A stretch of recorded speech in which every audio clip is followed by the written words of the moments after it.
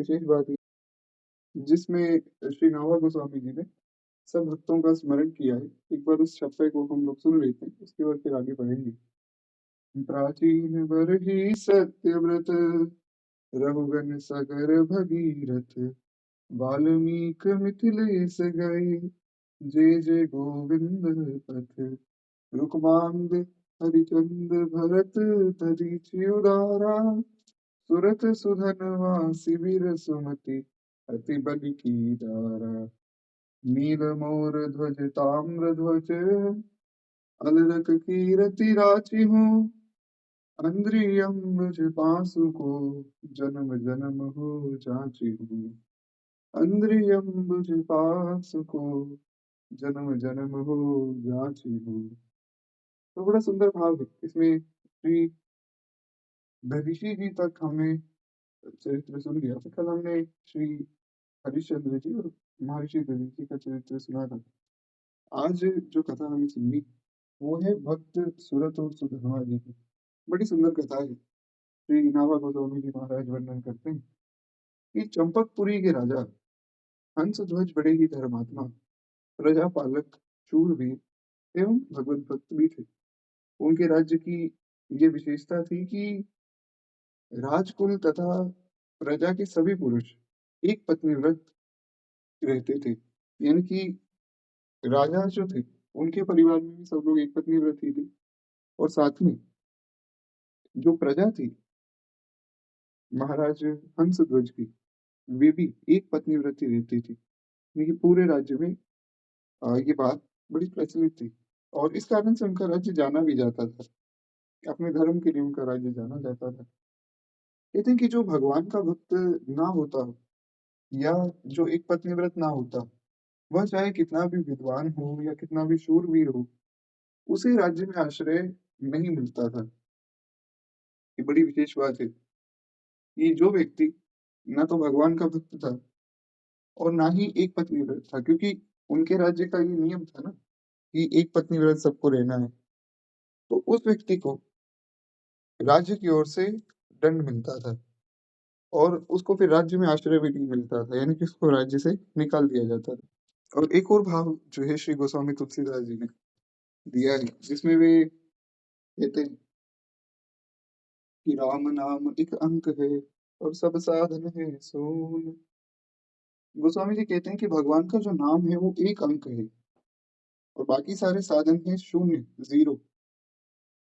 तो जिस प्रकार अगर 0 0 0 0 लिखते रहे, उसके आगे एक लगा दे तो उसकी बहुत महाराज वैल्यू हो जाएगी, और अगर एक नहीं होगा तो कितने ही जीरो लगा लीजिए, सब व्यर्थ हो जाएगा।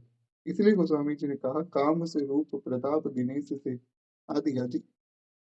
कितना ही कुछ हो आपके पास, लेकिन अगर भगवान का नाम नहीं है, भजन नहीं है, तो सब व्यर्थ है। कृपाल प्रेम से बोलिए भक्त वत्सल भगवान की जय। तो इस प्रकार से श्री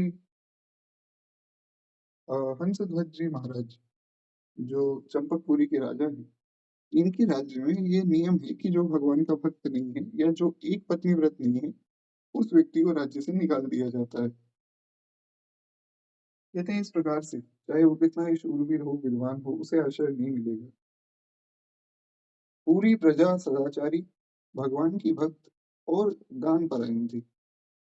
पांडवों का जो है अश्वमेध यज्ञ घोड़ा जब चंपकपुरी के पास पहुंचा, तब महाराज हंसध्वज ने सोचा कि देखो मैं तो वैसे भी वृद्ध हो गया हूँ, पर अब तक जो है मेरे मित्र श्री कृष्ण दर्शन से सफल नहीं हुए। अभी तक जो है बुढ़ापा आ गया पर भगवान का दर्शन नहीं हुआ। यही सोच एक व्यक्ति के जीवन में होनी चाहिए। इतना समय बीतता जा रहा है पर भगवान अभी तक मिले नहीं, दर्शन अभी तक हुए नहीं। तो ऐसा जो है हर एक व्यक्ति के मन में ग्लानि रहनी चाहिए। ये बड़ी सुंदर बात है। तो हंसध्वज जी ने सोचा कि भगवान का दर्शन किस प्रकार करें। कहते हैं अब इस घोड़े को रोकने के बहाने मैं युद्ध भूमि में जाऊंगा और वहां जाकर जो है श्री कृष्ण से मतलब भगवान का दर्शन हो जाएगा। पांडवों से लड़ने जाऊंगा तो भगवान भी वहां बैठे होंगे, क्योंकि अश्वमेध यज्ञ में ये व्यवस्था होती थी कि प्रत्येक राज्य में जो है घोड़ा दौड़ाया जाता था। जो राजा अपनी हार स्वीकार कर लेते थे या फिर मैत्री के भाव से जो है अपनी हार को स्वीकार कर लेते थे, उन राजाओं का राज्य जो है वो तो मिल जाता था। मतलब उस राज्य की स्वीकृति मिल जाती थी, जो नहीं स्वीकार करते थे उनसे युद्ध होता था। फिर अगर युद्ध में वे हार गए, तो फिर जो है उनकी भी स्वीकृति ले ली जाती थी इस प्रकार से। क्योंकि राजसूय यज्ञ जो होता था वो पूरी पृथ्वी पर राज्य करने के लिए किया जाता था। तो ये अश्वमेध आदि, राजस्व आदि जो यज्ञ थे, इनमें ऐसी व्यवस्था बताई गई है शास्त्रों में। तो इन्होंने कहा, इनको कोई आपत्ति नहीं थी कि पांडव राजा बने, इनको तो बहुत प्रसन्नता थी कि युधिष्ठिर जी राजा बने और हम सब पर राज्य करें, हमें उसमें कोई आपत्ति नहीं। पर केवल कृष्ण दर्शन करना है, इस कारण से महाराज हंसध्वज ने सोचा कि मैं युद्ध स्वीकार करूंगा और भगवान का दर्शन हो जाएगा। मेरा जन्म जो है उन श्याम सुंदर के भुवन मोहन श्री चरणों के दर्शन से ही सफल हो जाएगा। ऐसा मन में भाव उन्होंने किया।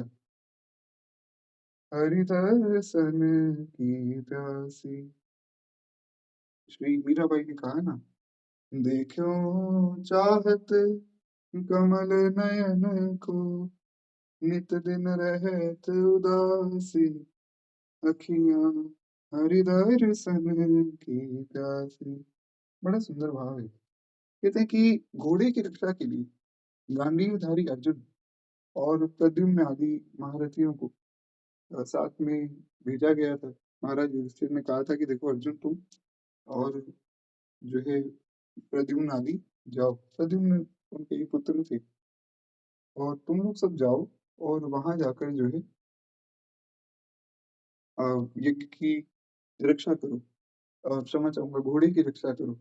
ये जो प्रद्युम्न थे, ये भगवान के पुत्र थे। क्योंकि कामदेव को एक बार बड़ा महाराज अहंकार हो गया कि मैं तो कामदेव हूँ, मुझसे सुंदर देवता तो कोई है ही नहीं। तो फिर जो है भगवान ने आकर इनको अपने पुत्र के रूप में स्वीकार किया। भगवान ने दिखाया कि देखो मैं परम पिता हूँ, तुम तो मेरे ही पुत्र हो। तुम जो अपनी सुंदरता का अहंकार कर रहे हो, वो सुंदरता मुझसे ही तुम्हें मिली है। तो इस प्रकार से तो ये भी वहां पर आए थे उस घोड़े की रक्षा के लिए।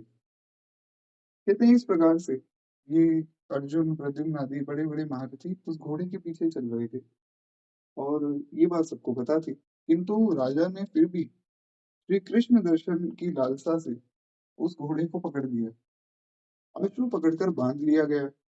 राजगुरु शंख तथा लिखित की आज्ञा से घोषणा कर दी गई कि अमुक समय तक सब योद्धा जो है रण क्षेत्र में उपस्थित हो जाएं और जो ठीक समय पर नहीं पहुंचेगा उसे उबलते हुए तेल की कढ़ाई में डाल दिया जाएगा। यानी कि जो महाराज हंसध्वज की राज्य में जितने योद्धा थे ना, उनको ऐसा एक मैसेज दिया गया कि देखो इतने समय तक सब लोग एक साथ आ जाओ, हमें युद्ध करने जाना है।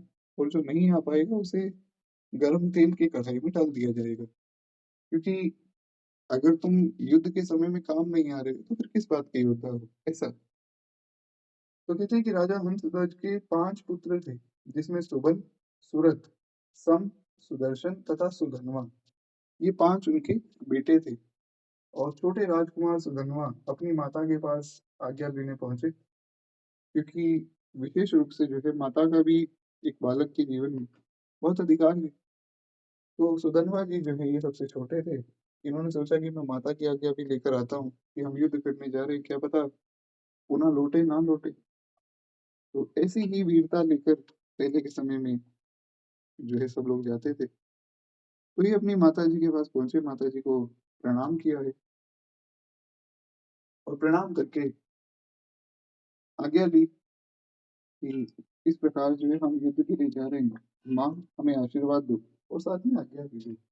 वीर माता ने पुत्र को हृदय से लगाया और आदेश दिया कि बेटा तू युद्ध में जा और विजयी होकर लौटना।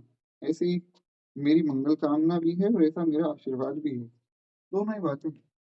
परंतु बात ये है कि मेरे पास 4 पैर वाले पशु को मत ले आना।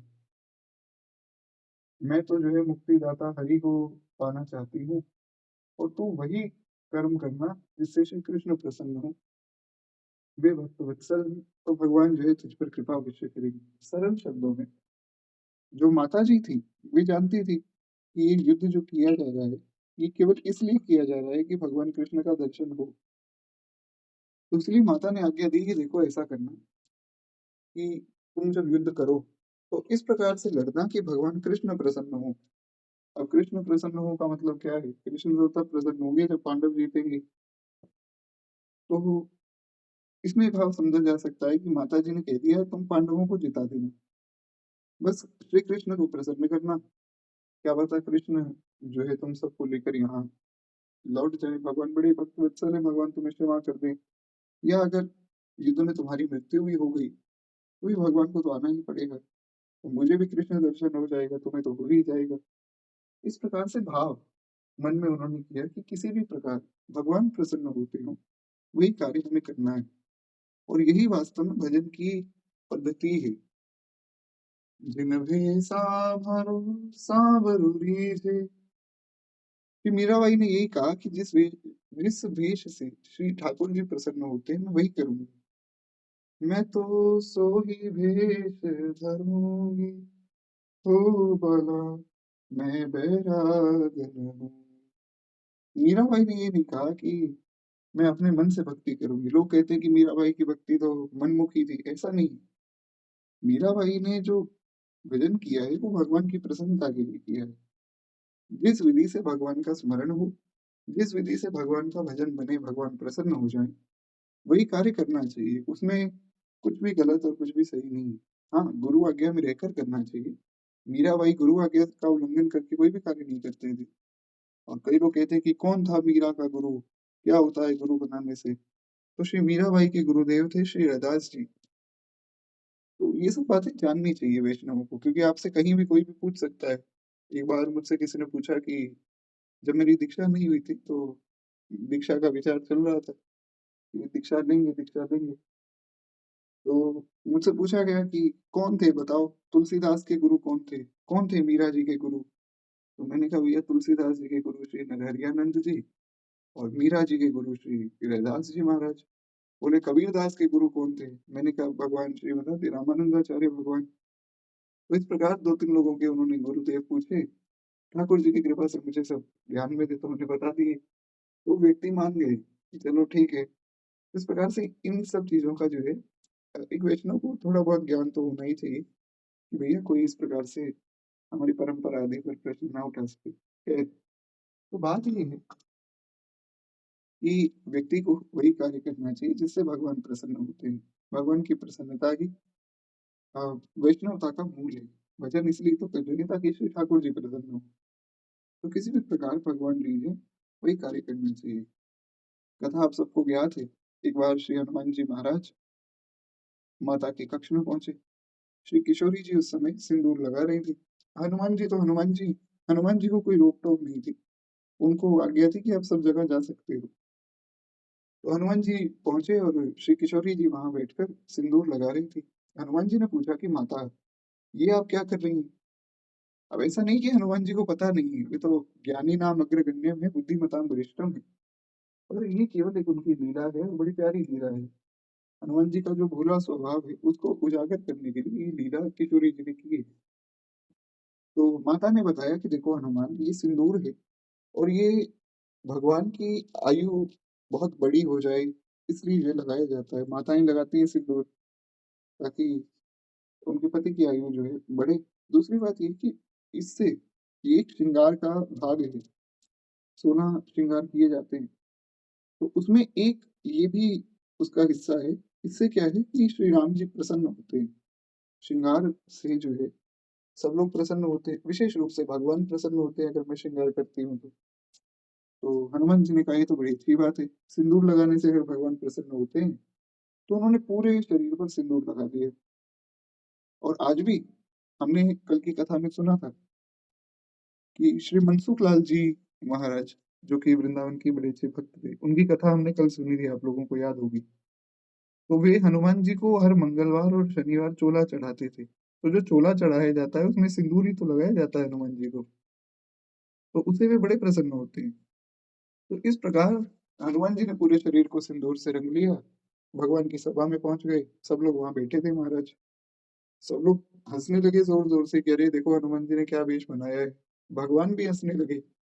भगवान ने कहा कि हनुमान, ये तुम क्या करके आए हो भैया?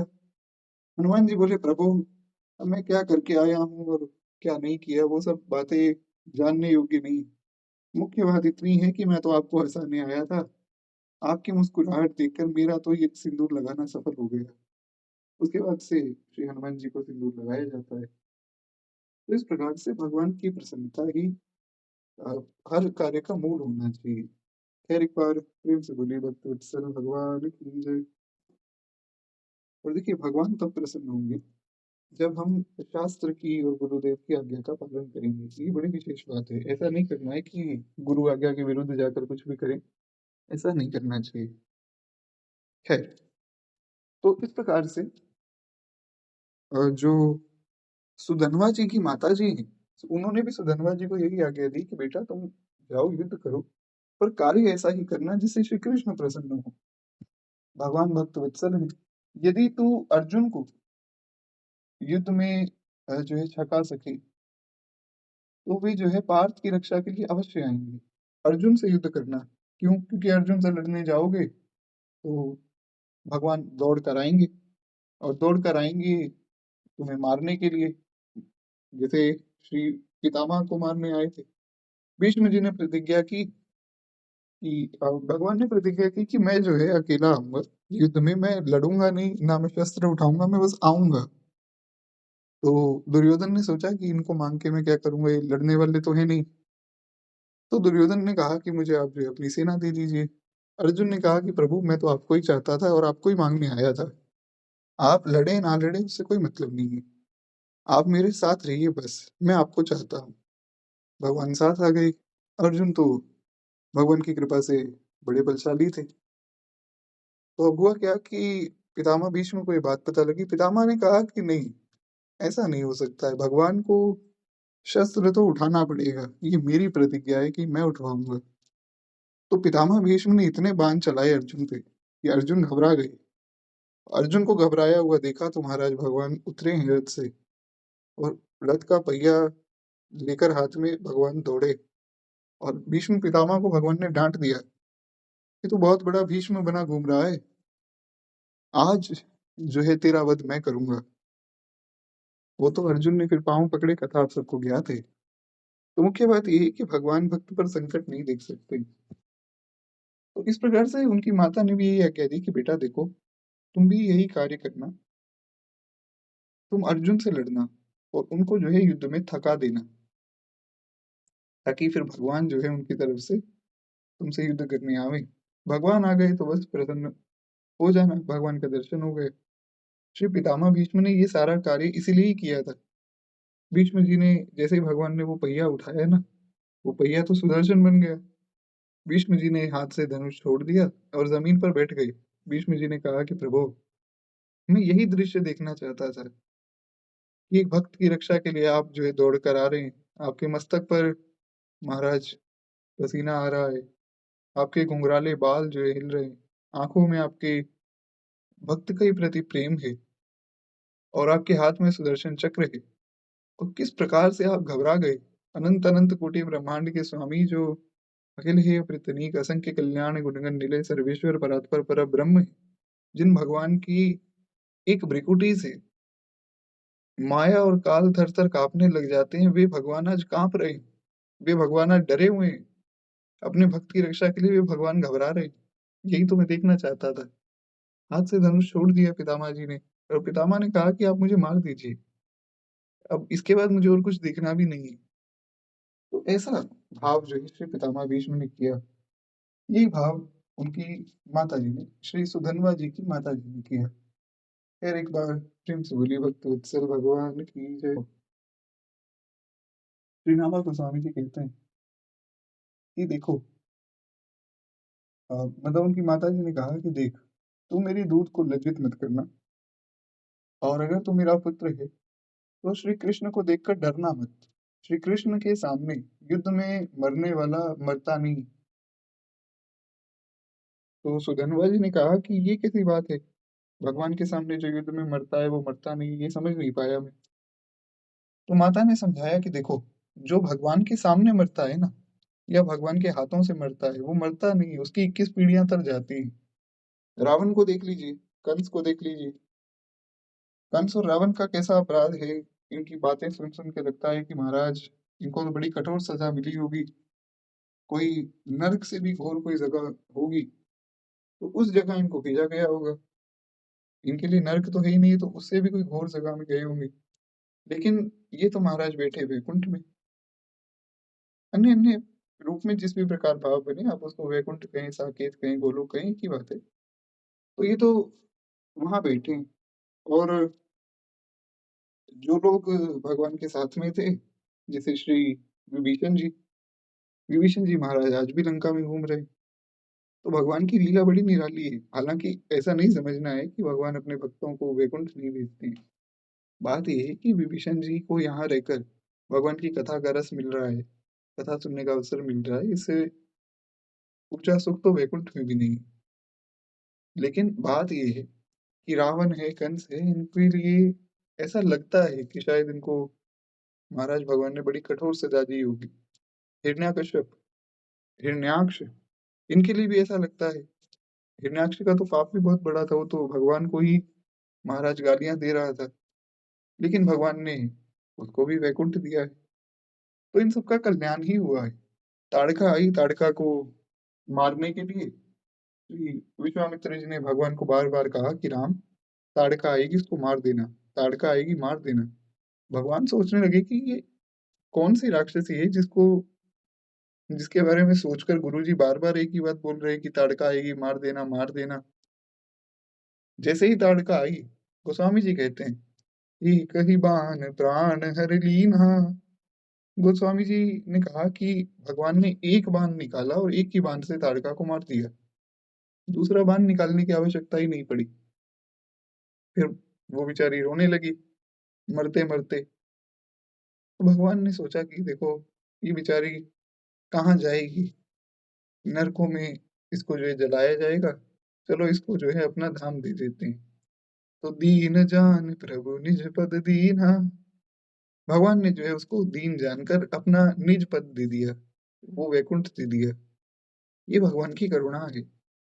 तो इस प्रकार से उनकी माता ने यही समझाया कि देखो जो भगवान के सामने मरता है ना, वो मरता नहीं, उसकी 21 पीढ़ियाँ तक जाती हैं। इसलिए युद्ध में लड़ते हुए पुरुषोत्तम के सन्मुख तू यदि वीर गति को प्राप्त हो गया, तो मेरी सच्ची प्रसन्नता तभी होगी। और धन्य है ऐसी माता। सुधन्वा ने माता की आज्ञा स्वीकार की और कहते हैं कि बहन कुबला से आज्ञा तथा प्रोत्साहन प्राप्त करके फिर वे अपने अंतःपुर में गए और द्वार पर जो है उनकी सती पत्नी प्रभावती पहले से ही पूजा की थाल हाथ में लेकर खड़ी थी कि वे आएंगी, मैं फटाफट आरती उतार दूंगी और उनको विदा कर दूंगी। बातचीत में ज्यादा समय व्यर्थ नहीं करेंगे। इस प्रकार से ये पहले के लोगों में बल देखिए कितना था, भगवान के भजन का, भक्ति का, धर्म का ये बल हुआ करता था। तो कहते कि महाराज द्वार पर उनकी पत्नी खड़ी थी। उसने जो है पति की पूजा करके प्रार्थना की कि हे नाथ, आप अर्जुन से संग्राम करने जा रहे हैं। मैं चाहती हूँ कि आपके चले जाने पर एक अंजलि देने वाला पुत्र जो है मुझे मिल जाए। क्योंकि एक अंजलि देने वाला पुत्र मतलब जो दान देता हो, वैसा एक पुत्र मैं चाहती हूँ। तो धनवान ने पत्नी को समझाना चाहा, पर वे पतिव्रता थी। उसने कहा कि मेरे स्वामी, मैं जानती हूँ कि श्री कृष्णचंद्र के समीप जाकर कोई भी इस संसार में लौटा नहीं है। जो भगवान के पास गया वो भगवान का हो गया। कोई गलती से पहुंच गया महाराज मंदिर और भगवान को देख लिया और फिर उसका मन भगवान के प्रति आकर्षित हो गया तो भगवान सब छीन लेते हैं। भागवत जी में भगवान ने यही कहा है कि जो मेरी शरण में आता है फिर मैं उससे सब कुछ छीन लेता हूँ, उससे संसार छीन लेता हूँ। वो फिर कहीं और का नहीं रह जाता है, वो फिर केवल मेरा ही होता है, अन्य कहीं जा ही नहीं सकता है। इसलिए तो गोस्वामी जी प्रार्थना कर रहे हैं भगवान से कि प्रभु, अगर आप मुझे स्वीकार नहीं करना चाहते तो ठीक है, कोई बात नहीं, आप मत कीजिए, पर आपके जैसा कोई दूसरा आदमी तो बताइए महाराज, मैं जाऊँ कहाँ? आपके लिए मैं सब कुछ छोड़-छाड़ कर यहाँ आ गया हूँ। अब और कोई मुझे रखने के लिए तैयार ही नहीं है। संसार में या कहीं भी देवता भी मुझे स्वीकार नहीं कर रहे हैं। कहाँ जाऊँ? इसलिए भक्त प्रार्थना करता है, क्या वह स्वभाव पहला सरकार अब नहीं है, दीनों के वास्ते क्या दरबार अब नहीं है। बड़ा सुंदर भाव है, हमने इस पर विशेष रूप से चर्चा भी की थी। अभी क्या है, समय की थोड़ी-सी हमारे पास समय का अभाव है, इसीलिए बाद में कभी श्रवण करेंगे प्रभु कृपा से। खैर, एक बार प्रेम से बोलिए भक्तवत्सल भगवान की जय। तो इस प्रकार बड़ी सुंदर बात श्री सुधन्वा जी की पत्नी ने कही कि जो श्री कृष्ण के पास गया, वो फिर लौट कर नहीं आया। वो बस चला गया, वो भगवान का हो गया। तो कहते इस प्रकार से मैं तो आपकी दासी हूँ और आपकी इच्छा और आपके हित में ही मेरा हित है। मैं आपके इस मंगल प्रार्थना में आपको बांधना नहीं चाहती हूँ। इस दासी को तो एक तुच्छ प्रार्थना आपसे करनी है, आपको वह प्रार्थना पूर्ण करनी चाहिए।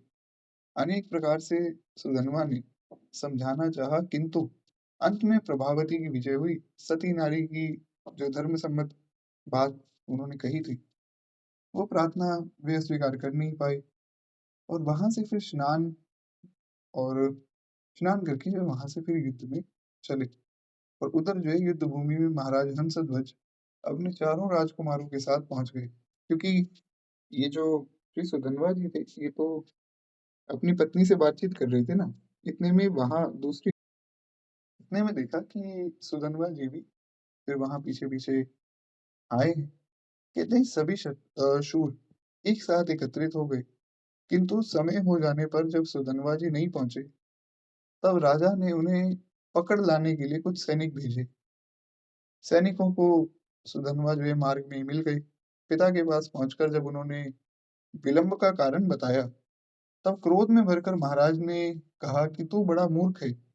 यदि पुत्र होने से ही सदगति होती, तो सभी जो है कुकर शुकर स्वर्ग में चले जाते। तेरे धर्म तथा विचार को धिक्कार है। ऐसा उनकी पत्नी ने ही एक उनको सुझाव दिया था कि आप तो चले जाएंगे, अब वापिस तो आप आएंगे नहीं, क्योंकि कृष्ण की शरण में जा रहे हैं। तो एक पुत्र अगर मुझे प्राप्त हो जाता, तो उससे क्या है, फिर आप लोगों का पिंडदान आदि होगा, आपकी सदगति भी होगी। पर यहाँ पर हंसध्वज जी को जब ये बात पता लगी, तो उन्होंने ये बड़ी सुंदर बात कही कि अगर पुत्र होने से ही सदगति होती, तो फिर कुकर शुकर जो है, उनके तो बहुत से पुत्र होते हैं, तो उनकी तो सबसे पहले ही स्वर्ग में गति होती। ये बड़ी विशेष बात है। देखिए, शास्त्रों में ऐसी बहुत सी बातें आई जो सुनकर लगता है कि हमें जो है शायद गृहस्थ में नहीं जाना चाहिए। कई बातों को सुनकर लगता है कि नहीं, साधु जीवन में नहीं जाना चाहिए। ऐसा नहीं होता है।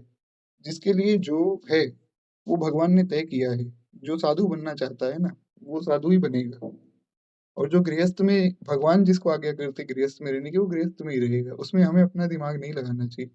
हमारा काम केवल इतना है कि हम भगवान का भजन करें और खूब नाम जप करें, खूब कथा सुने, बस। आगे जो करना है, जो नहीं करना है, वो भगवान देखेंगे। तो उसमें हमें अपना दिमाग नहीं लगाना चाहिए, क्योंकि इस चक्कर में क्या होता है, लोग गलत मार्ग पे चले जाते हैं। तंत्र मंत्र में लग गए और अमुक सिद्धि ले लें, तमुक सिद्धि ले लें। इस चक्कर में भगवान से दूर हो जाते हैं। तो ये सब काम नहीं करने चाहिए। हमारा काम केवल भगवान का भजन करना है। सब मार्ग उचित है और सब मार्ग ही बहुत श्रेष्ठ है। गृहस्थ धर्म भी बड़ा अच्छा है और विरक्त धर्म भी बड़ा अच्छा है। खैर, ये उनके पिताजी के मन का भाव था। कहते हैं श्री कृष्णचंद्र का नाम सुनकर भी जो है तेरा मन काम के वश हो गया। ऐसा कामी भगवान से विमुख कुपुत्र का जो है मैं त्याग करता हूँ, और मैं चाहता हूँ कि इसे तेल में तल दिया जाए। भगवान का नाम सुनकर भी ये दौड़कर नहीं आया। इसके मन में ये भाव नहीं हुआ कि चलो दौड़कर मैं जाऊं और पहले मैं युद्ध करके आऊं, भगवान का दर्शन करके आऊं। तो ऐसे कामी पुत्र को मैं स्वीकार करता हूँ। मैं आज्ञा देता हूँ, इसे तेल में उबाल कर मार दूं। राजा ने व्यवस्था के लिए जो है पुरोहित के पास दूत भेजा। धर्म के मर्मज्ञ और स्मृतियों के रचयिता श्री ऋषि शंख और लिखित, वे बड़े क्रोधित थे। कहते हैं उन्होंने दूत से कहा कि राजा का मन पुत्र के मोह से जो है धर्म भ्रष्ट हो गया है। जब सबके लिए ही एक ही आज्ञा थी, तब व्यवस्था पूछने की क्या आवश्यकता है। इसमें व्यवस्था क्या पूछनी चाहिए? आज्ञा ये थी कि जो व्यक्ति युद्ध में लेट आएगा, उसको तेल में उबाल देंगे। तो फिर अपने पुत्र के लिए व्यवस्था क्या पूछ रहे हो? उसको भी उबाल दो। फिर उसमें ये विचार थोड़ी किया जाएगा कि राजा का पुत्र है तो इसके लिए अलग व्यवस्था है और कोई गरीब व्यक्ति है तो उसके लिए अलग व्यवस्था है। एक ही व्यवस्था है। ऐसा उनके गुरुजी ने बताया, श्री शंख जी और श्री लिखित जी। कहते हैं जो मंद बुद्धि, लोभ, मोह तथा भय से अपने वचनों का पालन नहीं करता है, उसे नरक का दारुण दुख मिलता है। इसलिए कोई ऐसा वचन भी नहीं देना चाहिए जो आप पूरा ना कर सकें। क्योंकि अगर आपने वचन दे दिया और आप पूर्ण नहीं कर पा रहे हैं, तो ये भी बहुत बड़ा अपराध है। इसलिए वचन आदि देने से बचना चाहिए और अगर आप दे रहे हैं तो उसको पूर्ण करना चाहिए। तो इस प्रकार से आप उस वचन के जो अपराध से बच सकते हैं। तो यही बात यहाँ उनके जो रोहित हैं, उन्होंने कही कि देखो, अगर ये अपने पुत्र को दंड देते हैं, जैसा ये बाकी सबको देना चाहते थे, तो इनका धर्म बचा रहेगा, नहीं तो ये बात तो बिल्कुल भी अस्वीकार्य है कि अपने पुत्र के लिए अलग व्यवस्था पूछ रहे हैं। यही बात तो भगवान ने कही। भगवान को श्री दशरथ जी ने कहा कि राम, तुम ऐसा करो कि तुम जो है मुझे काल कोठरी में डाल दो। मैंने आज्ञा दी है ना। मतलब ऐसा माता के कई कह रही हैं कि मेरी आज्ञा से तुम्हें वन में जाना है, तुम वन में मत जाओ, तुम मुझे जो है जेल में डाल दो और तुम आराम से राज्य करो। भगवान ने कहा कि पिताजी ये कैसी बात है? आप स्वयं विचार कीजिए, आप बड़े धर्मात्मा व्यक्ति हैं कि एक पिता जो है उसको कोई जेल में डाल दे और खुद आराम से राज्य सुख का भोग करे। ये कितनी क्रूरता है और ये तो महाअपराध है, महापाप है। तो ये तो बिल्कुल भी ठीक व्यवस्था नहीं है और देवता भी मेरे जीवन को धिक्कार करेंगे।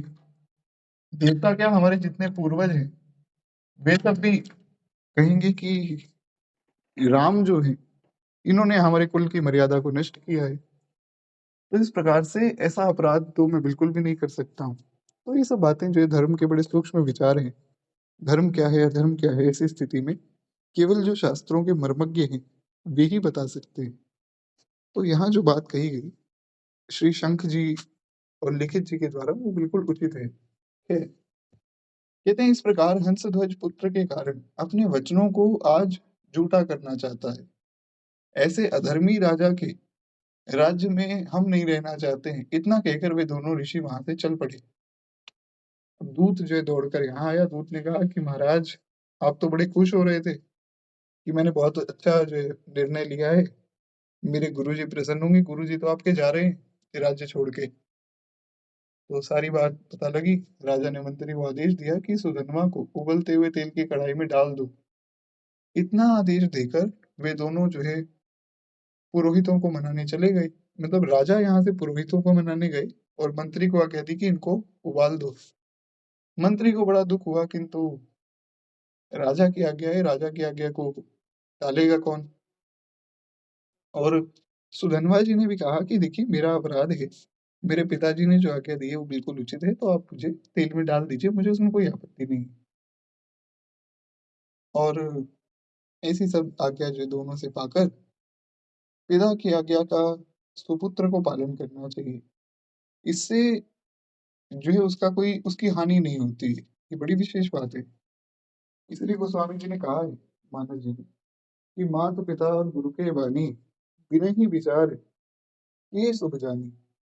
माता पिता और गुरु जो बात कहते हैं वो अच्छे ही कहते हैं, उसमें विचार नहीं करना चाहिए, उसमें अपना दिमाग नहीं लगाना चाहिए। हाँ, ये है कि अगर कोई ऐसे जो है गुरु है, ऐसे कोई माता पिता है जो कहे कि देखो भगवान का भजन करने से कुछ नहीं होता है, भजन छोड़ दो, तो वो बात नहीं माननी चाहिए। बाकी सब बातों को हमें स्वीकार करना चाहिए, क्योंकि बाकी सब बातें भी हमारे हित के लिए कह रहे हैं।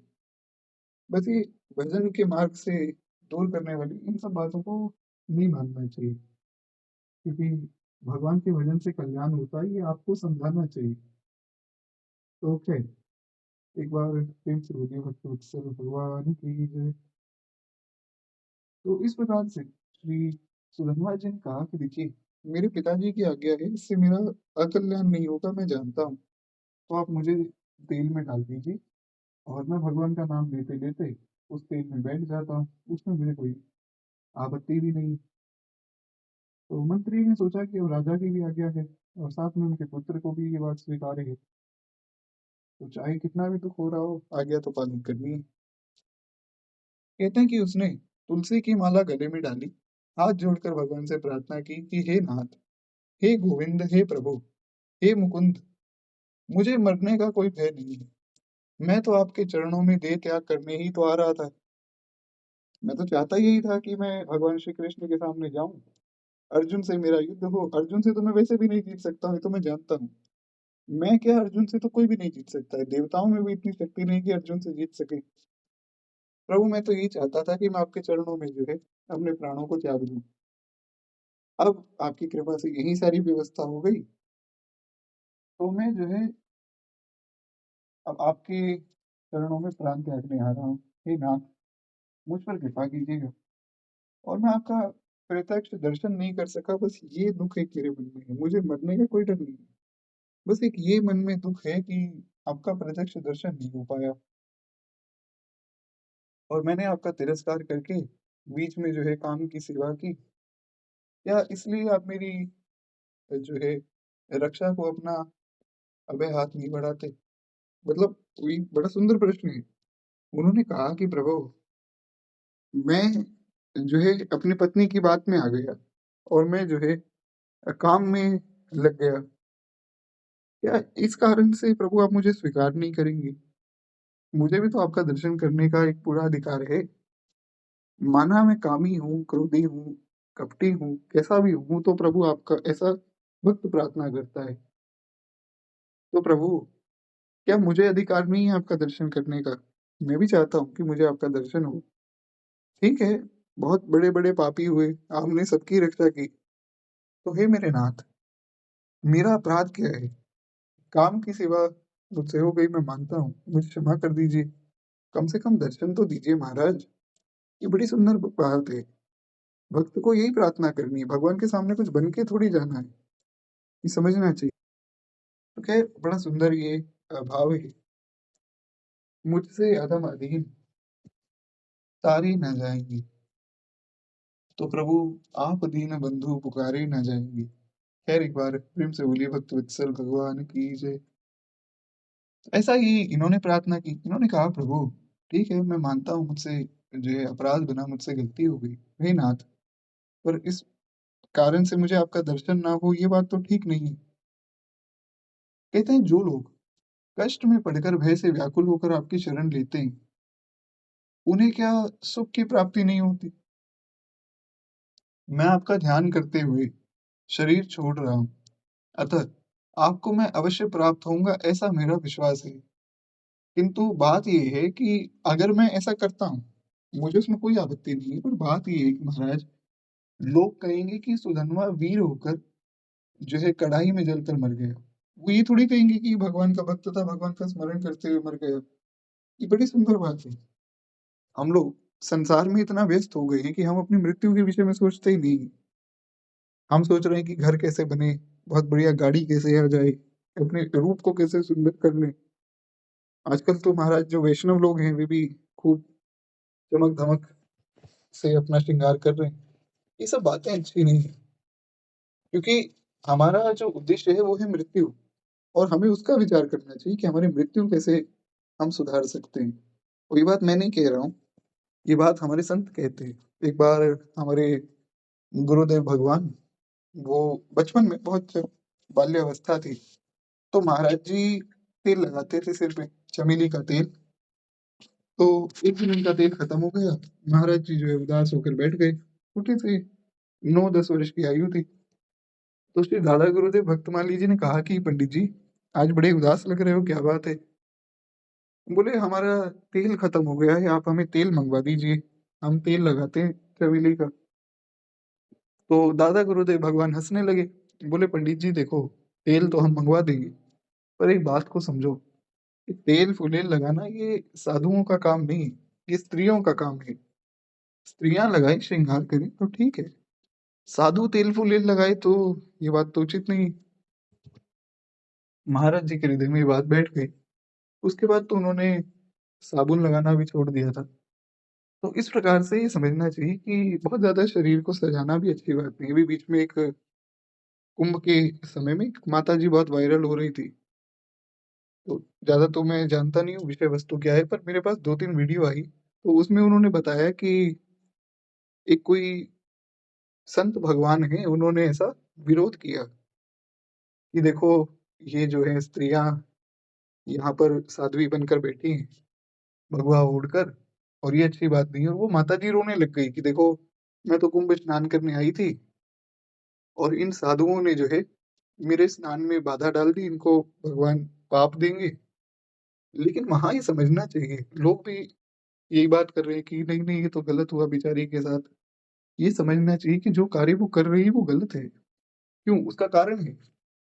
उसका कारण ये है कि वो एक तो बहुत ज़्यादा साज-सजावट करके और मेकअप करके आ गई और भगवा वस्त्र उन्होंने ओढ़ लिया और लंबी जटाई बनाने लग ली। ये कोई अच्छी बात थोड़ी है। खैर, हमारा वो विषय नहीं है, इसलिए हम उस पर चर्चा करेंगे नहीं। एक भाव मैं यहाँ बता रहा हूँ कि ये सब बातें अच्छी नहीं है। हमें मृत्यु का विचार करना चाहिए कि हमारी मृत्यु कैसे सुधरे? हम अंत समय में भगवान को किस प्रकार याद करें? या भगवान अंत समय में हमें हमें किस प्रकार दर्शन दें? ऐसा विचार नित्य करना चाहिए, क्योंकि मृत्यु कभी भी आ सकती है। इसीलिए तो भक्त कहता है, भगवान से बड़ी सुंदर प्रार्थना भक्त करता है कि इतना तो करना स्वामी, जब प्राण तन से निकले, गोविंद नाम लेकर, जब प्राण तन से निकले। बड़ा सुंदर भाव है, इस पर भी खैर हम अनेकों बार चर्चा कर ही चुके हैं।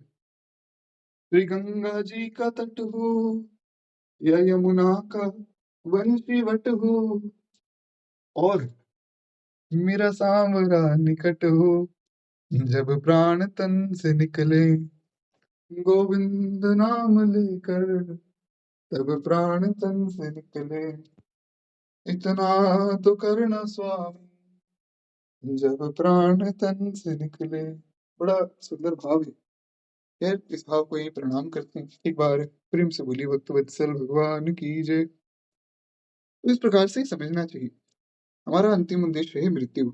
उसको किस प्रकार से हम सुधारें, क्योंकि अंतिम समय अगर सुधर गया तो सब काम बन गया। फिर चाहे आपने कोई बहुत आपसे अपराध बन गया हो, कोई गलती हो गई हो, तो भी भगवान क्षमा कर देते हैं। भगवान ने गीता जी में कहा है, अंत काले च मामेव स्वर्ण मुक्त्वा कलेवरम। अंत काल में बस मेरा स्मरण जो करता है, उसका मैं कल्याण करता हूँ। उसको अपने कल्याण की चिंता नहीं करनी चाहिए। लेकिन अंत काल में स्मरण होगा तभी जब हम अभी से लग जाएंगे। जैसे एग्जाम आता है, तो एग्जाम में शुरू से अगर पढ़ाई नहीं की है, तो अंत में आप नहीं पढ़ सकते। लोग कहते हैं कि हम तो एक दिन पहले पढ़ के पास हो गए, ऐसा नहीं होता है। ठाकुर जी की कृपा से मेरे भी बहुत अच्छे मार्क्स आए। ऐसे ही मैं तो आखिर में पढ़ता, पर ऐसा नहीं है वास्तव में। लोगों को लगता था कि आखिर में पढ़ के ये तो बहुत बढ़िया नंबर ले आए, ऐसा हो ही नहीं सकता है। मैं शुरू से थोड़ा थोड़ा पढ़ता था, अंत में मुझे इतनी दिक्कत आती नहीं थी। तो इसी प्रकार से जब आप शुरू से ही अगर भजन नहीं करेंगे, तो अंत में नहीं ले सकते भगवान का नाम। अगर आप बहुत समय से भजन कर रहे हैं, फिर भी भगवान का नाम अगर स्मरण नहीं हुआ, अंत में भगवान का नाम अगर मुख पे नहीं आया, तो भी कोई आपत्ति नहीं है। ये मैं नहीं कह रहा हूँ, ये भगवान स्वयं कह रहे हैं गरुड़ पुराण में। भगवान कहते हैं कि देखो गरुड़ जी, ऐसा है कि अगर अंत काल में मेरा कोई भक्त मुझे याद नहीं कर पा रहा है, क्योंकि अंत काल बड़ा भयानक होता है महाराज। शरीर में बड़ा कष्ट होता है, ऐसा लगता है कि हजारों बिच्छू शरीर को चीरते हुए जा रहे हैं। तो बड़ा कष्ट होता है। अगर वो मुझे याद नहीं कर सकता है, तो मैं उसे याद करूंगा। जी, तो खैर एक बार प्रेम से बोलिए भक्त वत्सल भगवान की जय। तो इस प्रकार से श्री सुधन्वा जी ने महाराज ये प्रार्थना की कि प्रभु, मैं अपने प्राण त्याग देता हूँ आपका स्मरण करके, उसमें मुझे कोई आपत्ति नहीं। बात ये है कि लोग यही कहेंगे कि सुधन्वा तो इतना बड़ा वीर होकर भी तेल की कढ़ाई में जलकर मर गए। और मैं तो जो है आपके भक्त अर्जुन के बाणों से अपने शरीर को खत्म करना चाहता हूँ। मैंने तो मन में ठान लिया था कि मैं अर्जुन से युद्ध करूंगा। अर्जुन से मैं जीत पाऊंगा नहीं, तो अर्जुन जो है अपने बाणों से मुझे मार देंगे। और यही मेरे मन की भावना थी। और उसमें क्या है कि वीर गति भी मुझे प्राप्त होगी। जो योद्धा है, वो अगर वीर के हाथ मरे तो उसकी महाराज वाहवाही भी है, उसकी प्रशंसा भी तभी है ना। अगर मान लीजिए कोई रावण जैसा महान योद्धा, अगर ऐसा होता कि रावण को किसी ने सांप ने काट लिया, तो बड़ी बेइज्जती होती रावण की, कि बताओ त्रिलोक विजयी था और अमुक था तमुक था, अंत में हुआ क्या, सांप ने काट लिया, मर गया। तो जो योद्धा है उसके मन में एक कामना रहती है कि मैं किसी वीर योद्धा के हाथ से जो है मेरी मृत्यु हो, तो लोग समझे, जाने कि हाँ, मैं एक वीर पुरुष था, ऐसा। तो सुधन्वा जी ने कहा कि प्रभु मैं तो यही चाहता हूँ कि अर्जुन के हाथ से मेरी मृत्यु हो, क्योंकि पहली बात तो ये कि अर्जुन आपके भक्त हैं, दूसरी बात ये है कि अर्जुन साक्षात नरावतार हैं, उनके हाथों से मेरी मृत्यु होगी, आपके सामने मेरी मृत्यु होगी तो मेरे कल्याण में भी संशय नहीं है। दूसरी बात ये है कि वे अर्जुन हैं तो उनके हाथ से मरना भी अपने आप में एक बड़ी प्रशंसनीय बात है। ऐसा ऐसी सब बातें श्री सुधन्वा जी ने भगवान से कही। देखिए भगवान हमारे अपने हैं, तो भगवान से जो मन में भाव आए तो कह देना चाहिए, भगवान से कोई छिपाव दुराव नहीं होता है।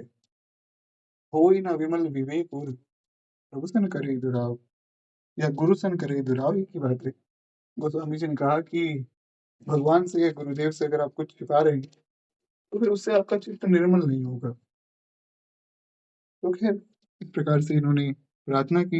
इन्होंने कहा कि प्रभु आपके बहुत से भक्त हैं और सब भक्तों की अलग अलग इच्छा है, और आप उन सब इच्छाओं को पूर्ण भी करते हैं, तो प्रभु मेरी भी एक ये इच्छा है, आप इसको भी पूर्ण कर दीजिए। अपने इन चरण आश्रित की टेक भी आप रखिए, यानी कि मेरी लाज भी आप रखिए, और इस अग्निदाह से बचाकर इस शरीर को आप अपने चरणों में गिरने दीजिए। मैं ये नहीं कह रहा हूँ कि आप मुझे बचा लीजिए, मेरी मृत्यु हो जाए, मैं चाहता यही हूँ, बस इस तेल में जलकर मेरी मृत्यु ना हो। मेरी मृत्यु हो कि आप मेरे सामने खड़े हैं, अर्जुन मुझे बाण मार रहे हैं, ऐसी मृत्यु की मैं कामना करता हूँ।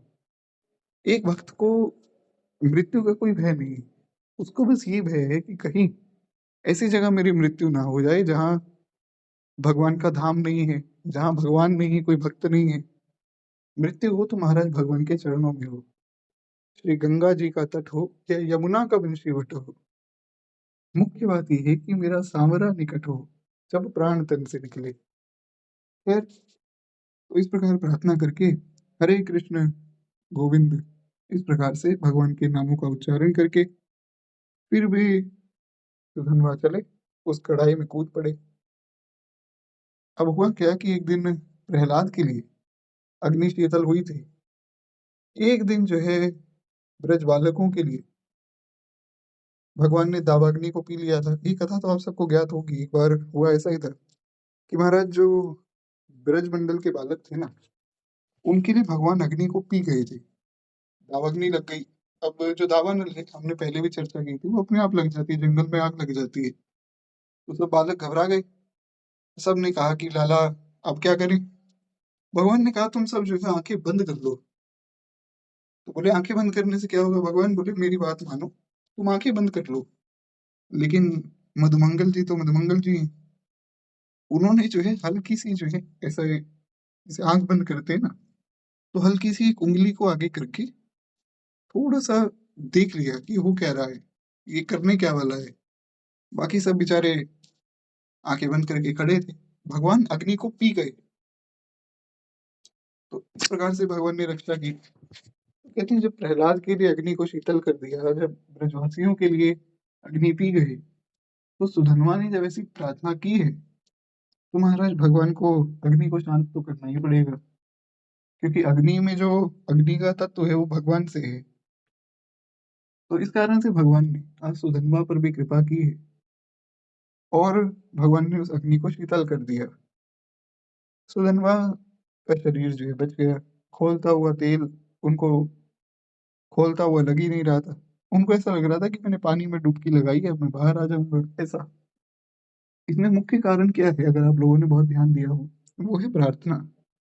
हम लोग ऐसा सोचते हैं कि अरे भगवान से प्रार्थना करने से क्या होगा। भैया प्रार्थना करने से सब कुछ हो जाएगा। समाज में बहुत बड़ी कोई विपत्ति आ जाती है ना, लोग घबरा जाते हैं। तो ऐसा हुआ था बीच में, अभी ऐसे बहुत से केसेस आए थे, आपने भी सुने होंगे। तो एक माता जी के साथ बड़ा ही बुरा व्यवहार किया गया। तो मेरे पास एक मैसेज आया, उन्होंने कहा कि भैया हम क्या करें? मैंने कहा कि आप प्रार्थना कीजिए भगवान से कि उनको सदगति मिले और जो दुष्ट हैं उनको दंड मिले, भगवान सब मंगल करेंगे। तो वे थोड़ा सा नाराज हो गए, स्वाभाविक है। उनको ऐसा लगा कि ये व्यक्ति टाल रहा है बात को। उन्होंने कहा कि भैया देखो, आप एक ही बात कहते रहते हो कि प्रार्थना कर लो, प्रार्थना। अरे प्रार्थना से क्या हो जाएगा? तब से मैं प्रमाण देता हूँ लोगों को। आप देखिए, प्रहलाद जी ने प्रार्थना की, उसके बाद जो ब्रजवासी बालक हैं उन्होंने प्रार्थना की, सुधन्वा जी ने प्रार्थना की। हम और कुछ कर भी नहीं सकते हैं। हमारा काम केवल प्रार्थना करना है। हम भगवान से केवल प्रार्थना करें। कोई गरीब व्यक्ति मिल गया, कोई दुखी व्यक्ति मिल गया, तो आप उसके लिए प्रार्थना कीजिए कि प्रभु इस व्यक्ति का भी कल्याण हो, ये भी आपके भजन में लगे और खूब जो है ये भी नाम जपे। तो कहीं ना कहीं हमारी प्रार्थना भगवान सुनेंगे तो उसको स्वीकार भी करेंगे। तो खैर, एक बार प्रेम से बोलिए भक्त वत्सल भगवान की जय। ये बात मैं अपने मन से नहीं कह रहा हूँ, ये बात श्री दादा गुरुदेव भगवान कहा करते थे कि पंडित जी, एक वैष्णव के पास जो सबसे बड़ा बल है वो है प्रार्थना का बल। प्रार्थना से बड़ा कोई भी बल नहीं हो सकता है। फिर ऐसी सब बात यहाँ पर भी हुई है। सुधन्वा ने प्रार्थना की, भगवान ने उनकी रक्षा कर ली। कहते हैं वे तो अपने कृष्ण को पुकारने और उनका नाम लेने में इतने तल्लीन हो गए थे कि उनको समझ ही नहीं आया कि हुआ क्या है। वो ये नहीं समझ पाए कि मैं तेल में कूदा था और तेल ठंडा हो गया और मैं बाहर आ गया। उनको कुछ समझ नहीं आया, वे तो खूब भगवान का स्मरण कर रहे थे। ऐसी ही मृत्यु होनी चाहिए, अंत में केवल भगवान ही स्मरण रहे, अपने शरीर की सुध को भी भूल जाना चाहिए। लेकिन जो बाकी सब लोग थे वो बड़े आश्चर्यचकित हुए कि ये क्या हो गया? हमारे सामने ही गर्म तेल में जो है कूदे हैं और अचानक से जो है इनको कुछ हो भी नहीं रहा है। कहते हैं कि खोलते हुए तेल में सुधनवा तो तैर रहे हों ऐसा लग रहा था। उनका एक रोम तक भी नहीं झुलसा।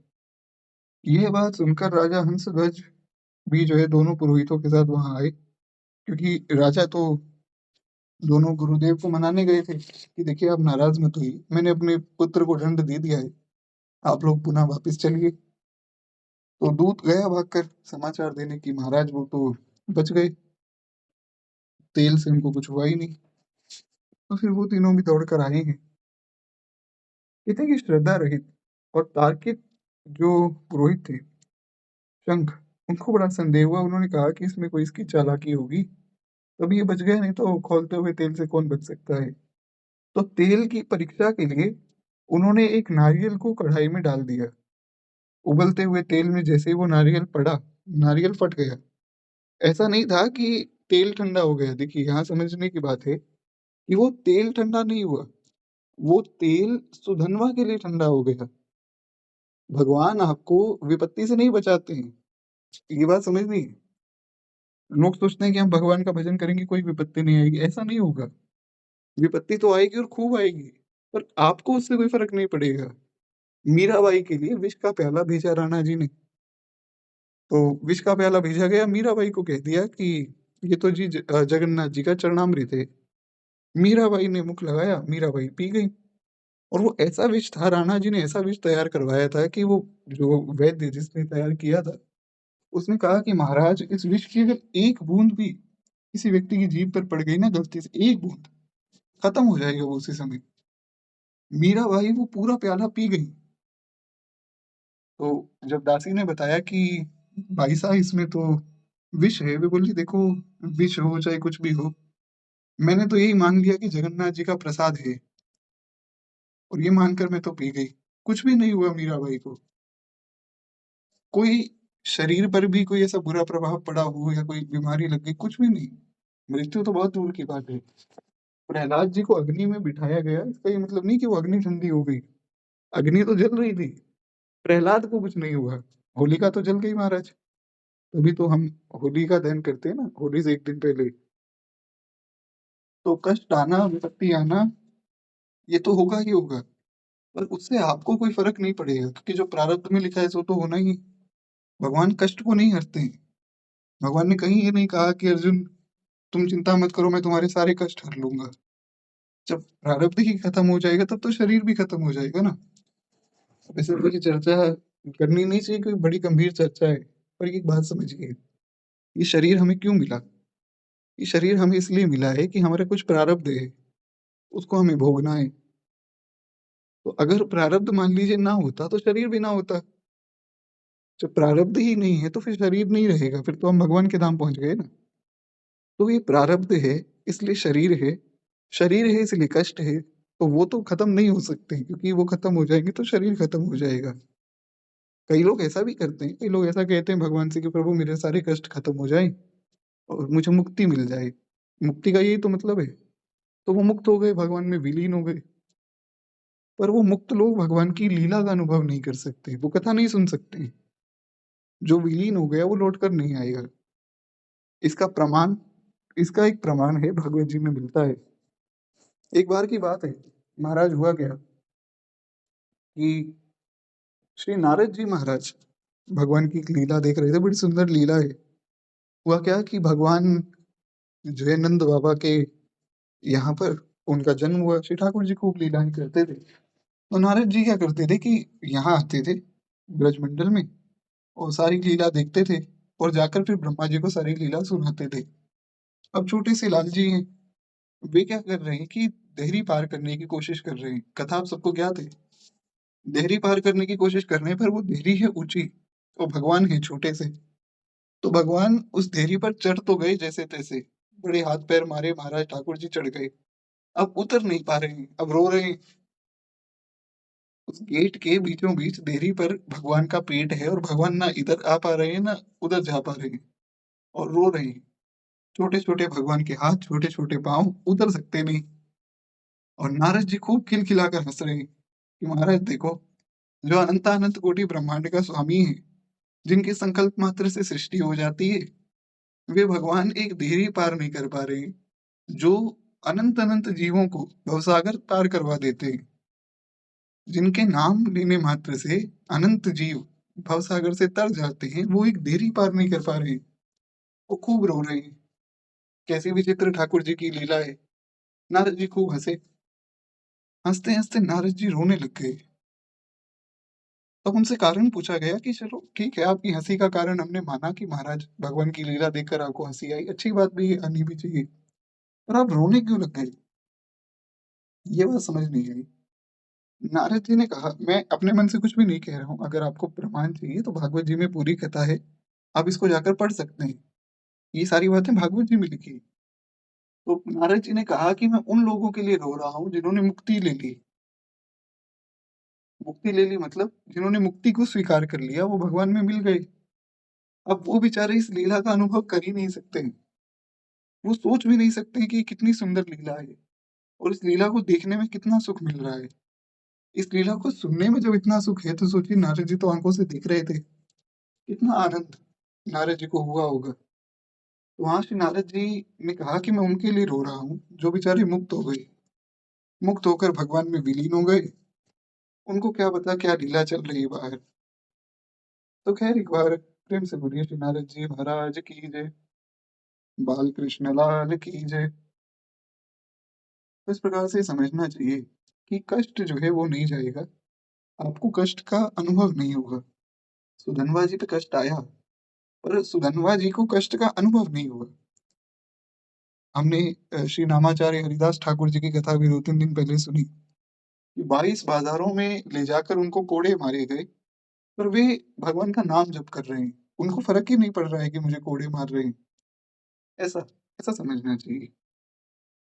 तो खैर इस प्रकार से श्री सुधनवा जी तो बच गए। फिर जो है उस कढ़ाई में एक नारियल डाला गया, नारियल फट गया, क्योंकि गुरु जी को बड़ी शंका थी, पुरोहित जी को। पुरोहित जी को लगा कि कोई इसका कपट है जिसके कारण ये बचा है, पर ये तो महाराज प्रभु कृपा से बचे थे। तो जैसे ही वो नारियल फटा, तो जिनको ये शंका थी शंख जी को, वो शंख जी घबरा गए कि ये कैसे संभव है, खोलता हुआ तेल है, इसमें तो नारियल भी फट गया, पर ये कैसे बचकर आ गया। कहते हैं कि उसके 2 टुकड़े हो गए और वो उछलकर बड़े जोर से शंख तथा लिखित के सिर में जाकर लगा। अब उनको भगवान का महत्व का ज्ञान हुआ। सेवकों से उन्होंने पूछा कि सुधनवा ने कोई औषधि लगाई हो शरीर पर, ऐसा हुआ था क्या? कई ऐसी औषधियां भी आती हैं जिनको लगाने से आपको अग्नि का जो ताप है वो नहीं लगेगा। ऐसा आयुर्वेद में बहुत वर्णन है। ऐसी बहुत सी औषधियां आती थी पहले के समय में। जो योद्धा होते थे वो ऐसी औषधि लगाते थे कई बार। तो उससे क्या है कि युद्ध करने जाना है, जंगल आदि से जाना है, तो कोई सांप ना काट ले, तो सांप से बचने के लिए औषधि लगाई जाती थी, जैसे क्रीम वगैरह लगाते हैं ना हम लोग, वैसा। तो इन्होंने पूछा, शंख जी ने और लिखित जी ने, कि ऐसा कुछ हुआ था क्या कि इन्होंने कोई औषधि, कोई लेप लगाया हो जिसके कारण ये बच गए हो? तो सेवकों ने बताया कि महाराज, इन्होंने तो ना कोई लेप लगाया ना कुछ किया। जैसे ही राजा की आज्ञा हुई, मंत्री जी ने कहा कि चलो, तो इन्होंने हाथ जोड़कर कोई प्रार्थना की, भगवान से पता नहीं कुछ तो बोल रहे थे, और बोलकर खुद ही कूद गए। होता ये है कि जब किसी को दंड मिलता है तो जो दंड देने के लिए जिनको नियुक्त किया गया है वो देते हैं। तो हम तो आगे बढ़ के इनको दंड देना चाहते थे, पर जितने में हम दंड देते इतने में तो ये कूद गए, स्वयं ही कूद गए। हमको स्वयं समझ नहीं आया कि हुआ क्या है। अब सब बड़े आश्चर्य से सोच रहे हैं कि हो क्या रहा है, कुछ किसी को कुछ समझ आ नहीं रहा। देखिए, बात ये है कि यहाँ पर विश्वास की कमी है, क्योंकि अगर विश्वास होता तो सब समझ जाते कि भगवान की लीला है महाराज, इसमें ज्यादा अपना दिमाग लगाने की आवश्यकता ही नहीं। पर जो भगवान पर विश्वास नहीं करते वो फिर संदेह में फंसे रहते हैं, और भगवान ने गीता में कहा कि संशय आत्मा विनिश्यति, संशय आत्मा जो होते हैं उसका विनाश हो जाता है। खैर, एक बार प्रेम से बोलिए भक्त वत्सल भगवान की जय। तो कहते हैं इस प्रकार से सारी बात जब पता लगी, तो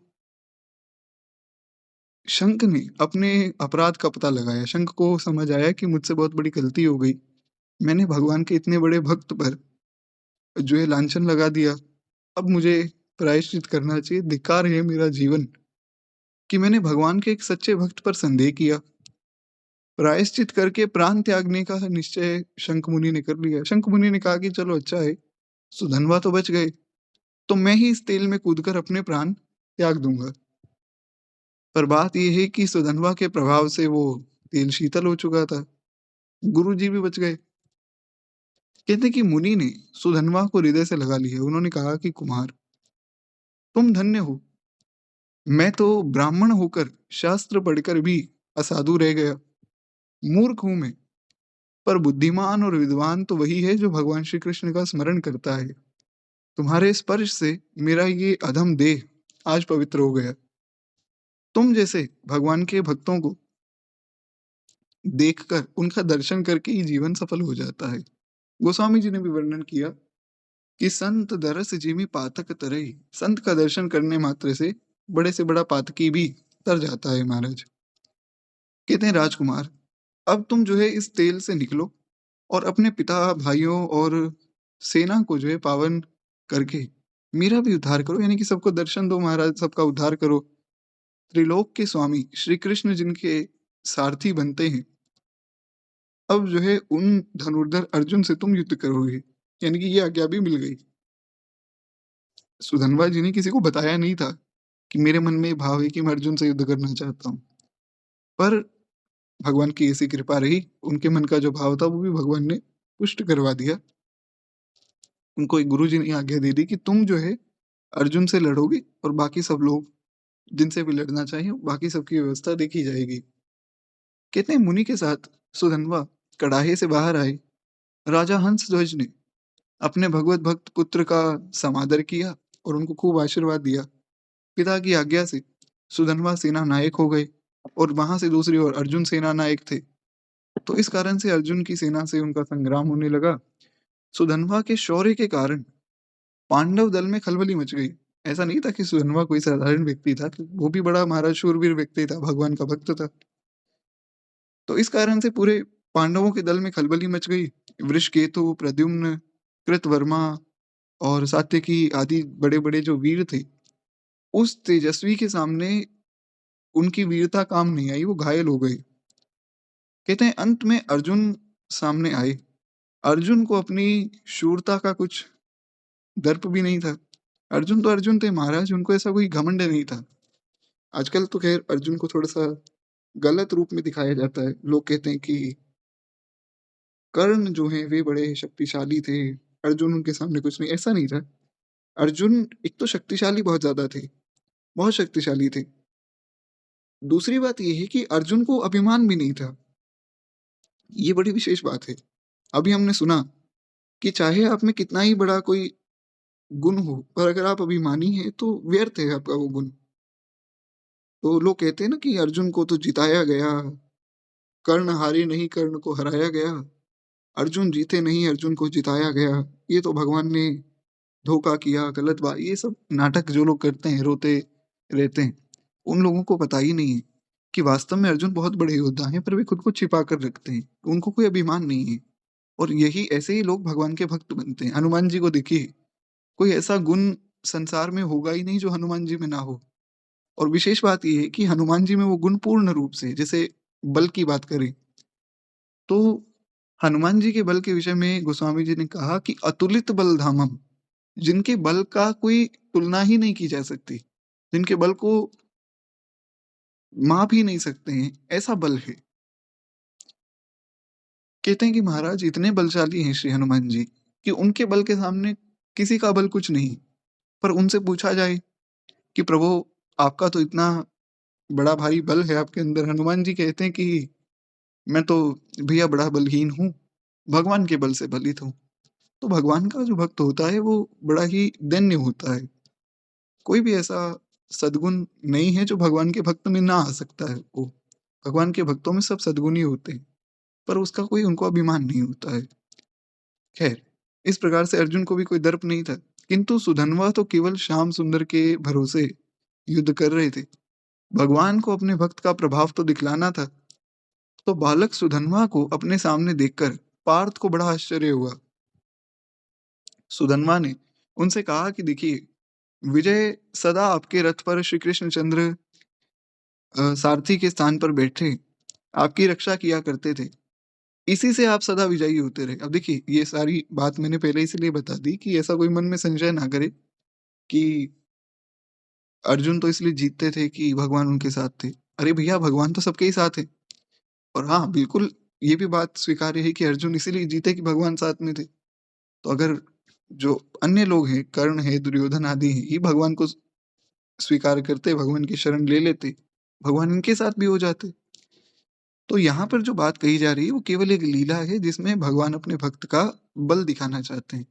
तो कोई इसको अन्यथा ना ले। खैर, एक बार प्रेम से बोलिए भक्त वत्सल भगवान की जय। कहते हैं महाराज, ऐसा उन्होंने प्रार्थना की सुधन्वा जी ने कि देखिए, भगवान सदैव आपके रथ पे बैठे रहते हैं, इसलिए आप हमेशा विजयी होते रहे।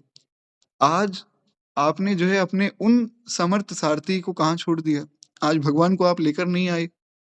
मेरे साथ अगर युद्ध करने में श्री कृष्ण ने कहीं आपको तो नहीं छोड़ दिया? कहीं महाराज ऐसा तो नहीं हो गया कि भगवान स्वयं डर गए हों कि अरे आज तो सुधन्वा के साथ युद्ध है, आज तो मैं नहीं जाऊँगा।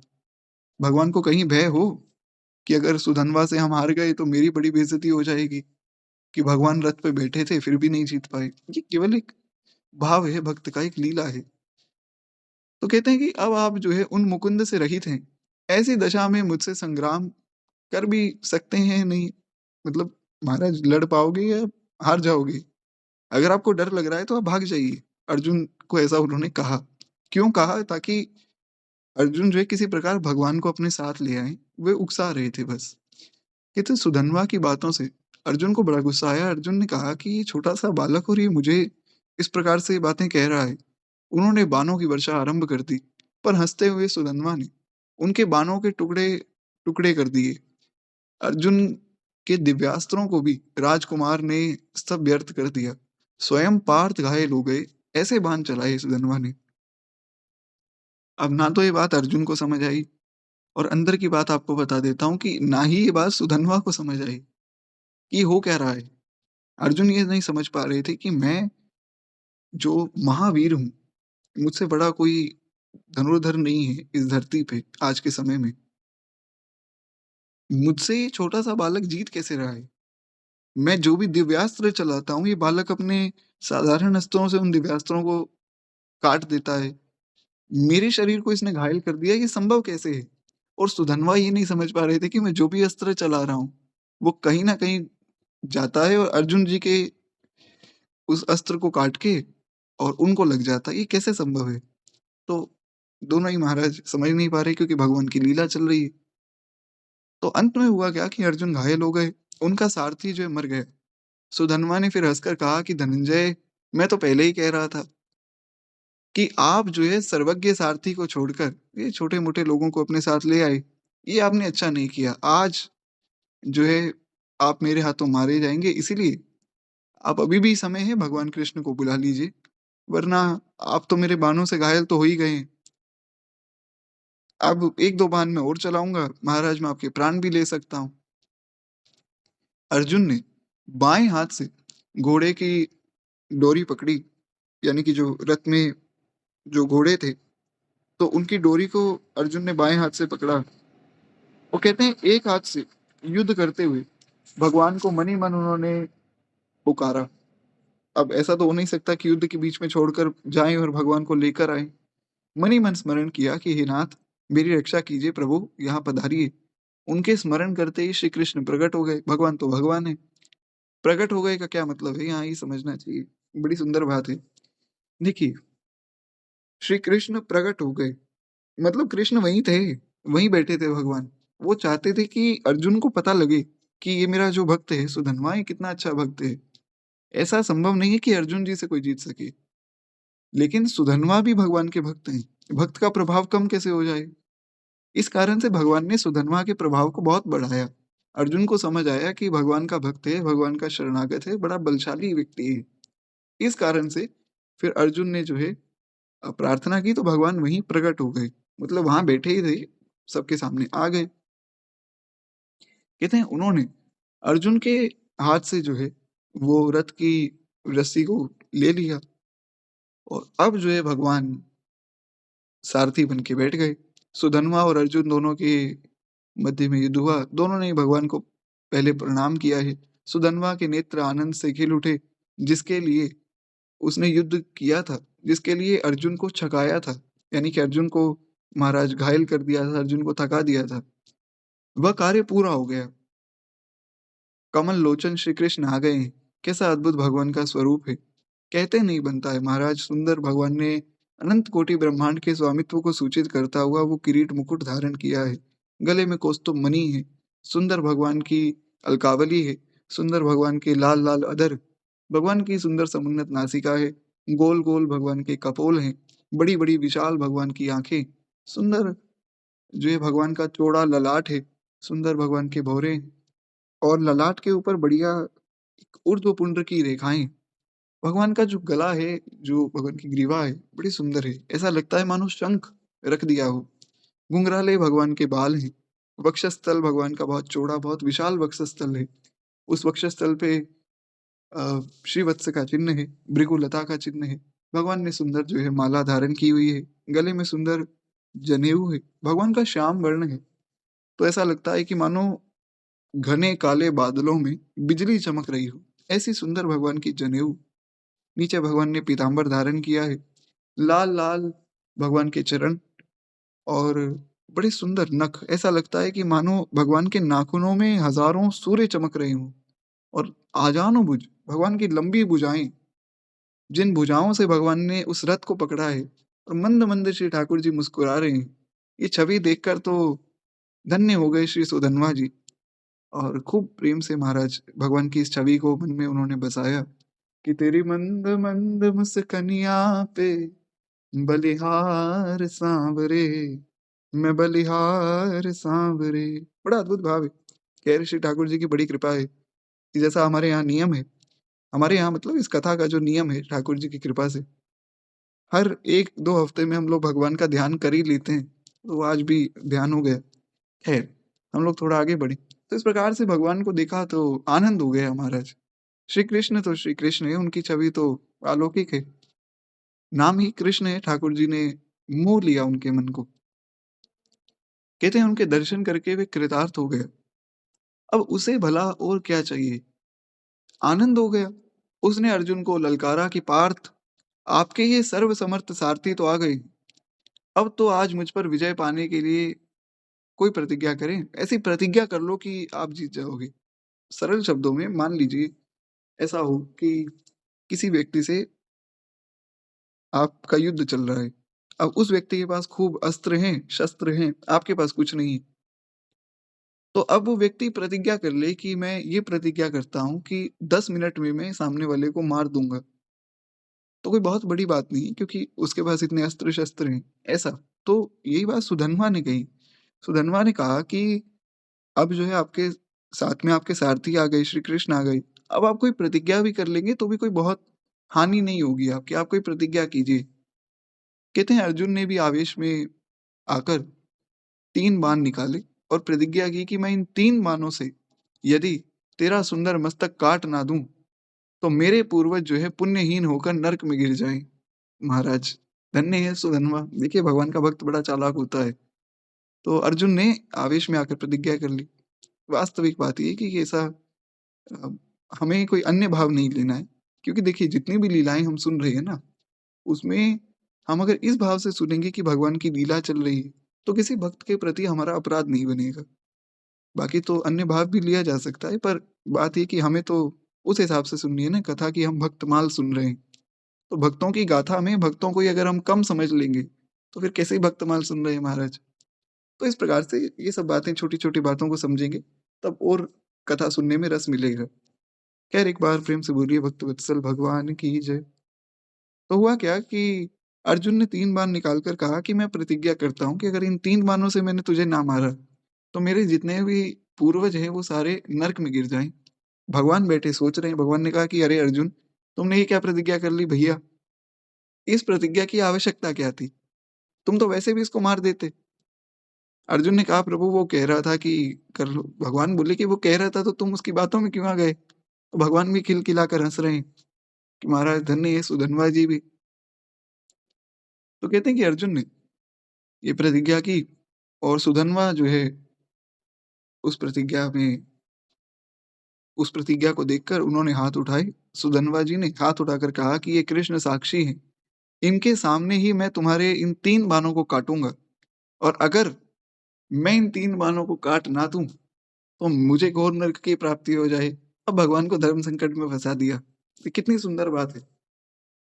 भक्त जो है वो भगवान को इस प्रकार से क्यों फँसाते हैं? उसका कारण है। जिनकी भक्ति ऐसी है ना, ऐसी उच्च भक्ति है, तो वो भगवान के साथ कई बार लीला कर देते हैं। जैसे केवट, मुझे तो ये लीला सुन के केवट जी का ही स्मरण हो रहा है महाराज। कैसी अद्भुत केवट जी की लीला है। भगवान ने कहा कि केवट भैया नाव ले आओ, हमें उस पार जाना है। माँगी नाव ना केवट आना। केवट ने कहा मैं नहीं आता। भगवान ने कहा कि अरे! ये बड़ी गलत बात है महाराज।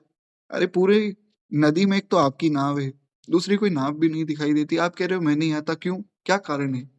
केवट जी ने कहा प्रभु मैं आपके मर्म को जानता हूँ। भगवान ने कहा कि ऐसा क्या मर्म है जो तुमने जान लिया? बोले आप जो है जीवों को बड़ा तंग करते हैं। 84 लाख के चक्कर में बार-बार, बार-बार फँसाते रहते हैं। तो आज जो है आपकी बारी है। आप खड़े हैं गंगा जी के तट पे, मैं गंगा जी में खड़ा हूँ। आज आपको पार होना है। तो आज आप प्रार्थना करो। हर बार हम आपसे प्रार्थना करते हैं, आज आपकी बारी महाराज, आज आप प्रार्थना करो, हम आनंद लेंगे। हम भी तो देखें कि हम आपसे जब प्रार्थना करते हैं, आपके सामने हाथ जोड़ते हैं, तो कैसा अनुभव होता होगा आपको। तो भगवान हाथ जोड़कर खड़े हैं, केवट जो है नाव में बैठे हैं महाराज और केवट नाव लेकर आ नहीं रहे हैं, भगवान हाथ जोड़कर प्रार्थना करते हैं। इतने में लक्ष्मण भैया ने बाण निकाला। लक्ष्मण भैया ने कहा कि बस, अगर 2 मिनट में तू यहाँ नहीं आया तो तेरे प्राण खत्म। केवट ने कहा कि लक्ष्मण भैया ऐसा है कि आपके इन बाणों से रावण डर जाएगा, कुंभकर्ण डर जाएगा और मेघनाद भी डर जाएगा। मैं नहीं डरने वाला हूँ। बड़े-बड़े राक्षसों को आपने मारा है और आप शेषावतार हैं, जो भी हैं वो सब बातें ठीक है। पर महाराज अगर आप मुझे डराने की कोशिश करेंगे तो क्षमा चाहूँगा मैं आपके बाणों से डरूँगा नहीं। क्यों नहीं डरूँगा? क्योंकि पहली बात तो ये कि मैं गंगा जी में बैठा हूँ। गंगा जी में जो मरता है उसका कल्याण तो होगा ही। उससे बड़ी बात ये है कि सामने अनंत कोटि ब्रह्मांड के स्वामी भगवान खड़े। अभी हमने थोड़ी देर पहले सुना कि जो श्री कृष्ण के सामने मरता है वो मरता नहीं है। तो जो भगवान के सामने अगर मैं मरकर भी भगवान के चरणों में मरकर भी अगर मेरी गति ना हुई, तो उसमें मेरी तो हानि है नहीं। तो मैं तो पुनः जन्म लेके कभी ना कभी मनुष्य बन जाऊँगा, भगवान की दया से। पर बेइज़्ज़ती होगी तो आपके भैया की होगी, कि बताओ, बहुत बड़े भगवान बने फिरते हैं, एक व्यक्ति बेचारा इनके चरणों में आकर गिरा, मर गया, उसका कल्याण नहीं हुआ। तो आप मुझे बाण मार दो, मुझे उसमें कोई आपत्ति नहीं है। मैं तो चाहता हूँ कि मेरी मृत्यु ऐसे हो जाए, ऐसी मृत्यु किसको मिलेगी? कि साक्षात भगवान का चरणामृत गंगा जी और साक्षात भगवान, और भगवान ही नहीं, उनसे भी बड़ी बात साक्षात किशोरी जी साथ खड़ी हैं। तो पूरा राम दरबार सामने खड़ा है और मेरी मृत्यु हो जाए तो महाराज बड़ी अच्छी बात है। तो इस प्रकार भगवान को फँसा दिया केवट ने। भगवान ने हाथ जोड़कर प्रार्थना की कि भैया तुम नाव ले आओ, हम तुमसे प्रार्थना करते हैं। फिर आगे भी फिर फँसा दिया। भगवान को कहा कि प्रभु ऐसे तो नाव में चढ़ाऊँगा नहीं, क्या पता आपके पाँव मेरी नाव पे पड़े स्त्री बन जाए, तो आप मुझसे ये कहो कि मैं आपके चरण धोऊँ। भगवान ने कहा जैसा ठीक लगे वैसा करो। बोले नहीं, नहीं ऐसा नहीं, अपने मुख से आप बोलिए कि केवट मेरे चरणों को पखारो, तब मैं पखारूँगा। भगवान ने कहा कि ये कैसी बात है, ऐसा कोई व्यक्ति कैसे बोल सकता है कि तुम मेरे चरणों को पखारो? केवट ने कहा ठीक है, फिर आपको पार नहीं जाना है तो आपकी मर्ज़ी है। क्योंकि महाराज ऐसा है कि काम आपका है, इसमें मेरा कोई स्वार्थ नहीं है। आपको गंगा जी मैं पार करवा दूँगा तो उससे मुझे क्या मिलेगा? अगर आपको जाना है, तो आपको अपने मुख से बोलना पड़ेगा। तो भगवान ने अपने मुख से बोला कि चरण हमारे चरण जो है केवट, वो तुम पखारो। बड़ी सुंदर केवट जी की लीला है, एक बार प्रेम से बोलिए श्री केवट जी महाराज की जय। कोई बहुत वेद नहीं पढ़े, केवट जी ने कोई बहुत शास्त्र नहीं पढ़े, कुछ क्षण का सत्संग मिला, लक्ष्मण जी की बातें सुनी, भक्त के मुख से बात सुनी, भगवान की बात सुनी, आनंद हो गया जीवन में। तो इस प्रकार से यहाँ भी सुधन्वा ने भी वही किया। सुधन्वा ने प्रतिज्ञा करवा ली अर्जुन से, जान के करवाई। सुधन्वा जानते थे कि अर्जुन कोई ना कोई प्रतिज्ञा करेंगे, क्योंकि अर्जुन बहुत बड़े वीर हैं और वीर योद्धा को ललकारो तो वो प्रतिज्ञा करेगा ही। सुधन्वा ने अर्जुन से प्रतिज्ञा करवा ली, अब खुद प्रतिज्ञा कर ली। अब भगवान ना तो अर्जुन की साइड ले सकते, ना सुधन्वा की। अगर सुधन्वा के पक्ष में हो जाएँगे, तो फिर अर्जुन के जो पित्र हैं वो नर्क में जाएँगे। फिर भगवान की वचन की मर्यादा नष्ट हो जाएगी। भगवान ने वचन दिया है कि जो मेरी शरण में आता है, उस व्यक्ति की 21 पीढ़ियों को मैं तार देता हूँ। तो वचन नष्ट हो जाएगा। दूसरी ओर देखें, तो सुधन्वा ने प्रतिज्ञा कर ली कि अगर मैं आपके 3 बाणों को ना काट पाया, तो मैं घोर नरक में गिर जाऊँ। तो अगर अर्जुन का पक्ष भगवान लेंगे, तो फिर सुधन्वा जी घोर नरक में जाएँगे। तो फिर सुधन्वा जी अगर नरक में गए, तो भी भगवान की वचन की लाज जाएगी। अब होगा क्या? वो हम कल की कथा में सुनेंगे, क्योंकि कथा बड़ी अद्भुत है। ये थोड़ा बहुत तो कभी आप लोगों को भी चिंतन करने का अवसर मिलना चाहिए। क कथा हम ऐसी कोई विशेष कथा होती है ना, हम तुरंत सुन लेते हैं। तो आज जो है थोड़ा-सा आप लोग आनंद लीजिए, बाकी की कथा कल होगी। अभी हम लोग जो है आगे की कथा में प्रवेश करेंगे। एक बार प्रेम से बोलिए भक्तवत्सल भगवान की जय। क्या है कि कई लोग सुबह उठ नहीं पाते हैं। ऐसा होता है, एक दिन आ गए, दूसरे दिन उठ नहीं पाए, ठंड है, तो अब आप लोगों को नींद भी नहीं आएगी रात को, तो सोने की आवश्यकता ही नहीं। तो हम लोग श्री राधा गुरुदेव भगवान की कथा में प्रवेश करें। केवल 2 मिनट भगवान नाम का संकीर्तन करें। बाहर प्रेम से बोलिए भक्तवत्सल भगवान की जय। श्री कृष्ण गोविंद हरे मुरारी, हे नाथ नारायण वासुदेवा। श्री कृष्ण गोविंद हरे मुरारी, हे नाथ नारायण वासुदेवा। हे नाथ नारायण वासुदेवा, हे नाथ नारायण वासुदेवा। श्री कृष्ण गोविंद हरे मुरारी, हे नाथ नारायण वासुदेवा। श्री कृष्ण गोविंद हरे मुरारी, हे नाथ नारायण वासुदेवा। श्री भक्तवत्सल भगवान की जय। तो खैर इस प्रकार से हम लोग आगे हमारी दादा गुरुदेव भगवान की कथा में प्रवेश करें।